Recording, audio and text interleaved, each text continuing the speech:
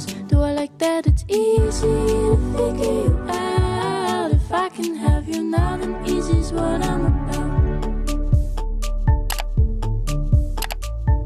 I think you might be the wrong person.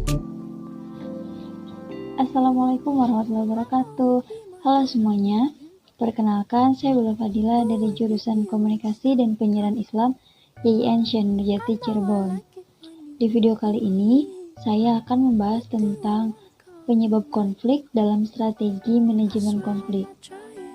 Nah, untuk lebih jelasnya, simak video berikut ya. Happy watching!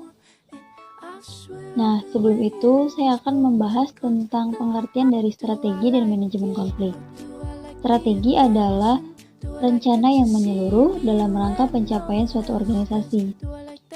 Bagi perusahaan, strategi diperlukan tidak hanya memperoleh proses sosial dan manajerial, dengan mana individu dan kelompok memperoleh apa yang mereka butuhkan dan mereka inginkan dengan cara menciptakan serta mempertukarkan produk dan nilai dengan pihak lainnya. Lalu pengertian manajemen konflik adalah serangkaian aksi dan reaksi yang dilakukan oleh para pelaku konflik atau pihak ketiga secara rasional dan seimbang untuk pengendalian situasi dan kondisi perselisihan atau pertikaian yang terjadi antara beberapa pihak.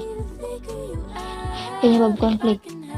Setiap konflik yang terjadi pasti memiliki latar belakang penyebabnya. Secara umum, ada beberapa sebab timbulnya konflik, yaitu yang pertama, Hendricks mengidentifikasi bahwa penyebab terjadinya konflik ada beberapa tahap. Yang pertama, peristiwa sehari-hari, yang kedua, adanya tantangan, dan yang ketiga, timbulnya pertentangan. Yang kedua, perebutan tenaga ahli yang profesional. Suatu organisasi ingin memiliki tenaga kerja yang handal dan berkualitas. Ini salah satunya dapat dilakukan dengan cara mengambil atau menarik SDM yang berasal dari perusahaan atau organisasi lain. Ini sebagaimana ditegaskan oleh Wahyudi, yaitu pada saat permulaan muncul suatu krisis ditandai adanya pertentangan untuk memperebutkan sumber daya organisasi yang terbatas, maupun disebabkan di lingkungan kerja yang tidak kondusif. Yang ketiga, keinginan pihak top manajemen yang terlalu ambisius dan mengandung maksud tertentu, di mana ini telah terbaca oleh pihak komisaris sehingga menimbulkan reaksi konflik antara manajemen dan komisaris. Ini dari segi teori disebut sebagai agensi teori.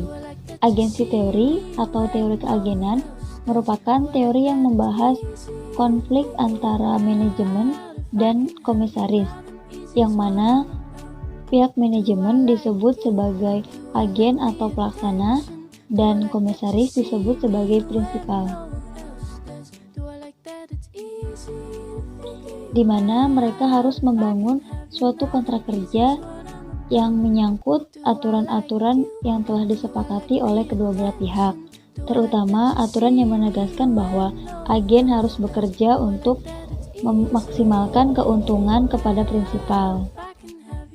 Konflik juga memungkinkan terjadi karena kondisi dan situasi eksternal perusahaan yang dianggap tidak sisi representatif dalam rangka memberikan kenyamanan pada perusahaan.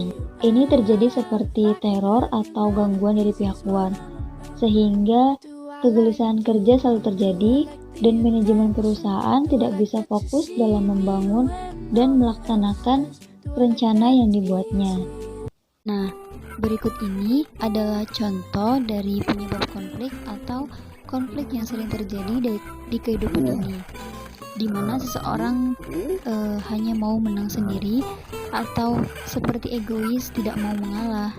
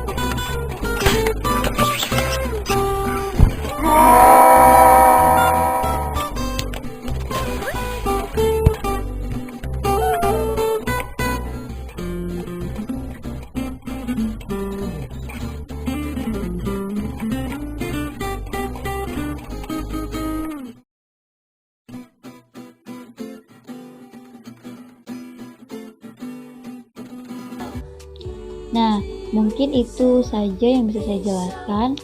Thanks for watching. Semoga video tadi bermanfaat bagi kita semua. Wassalamualaikum warahmatullahi wabarakatuh.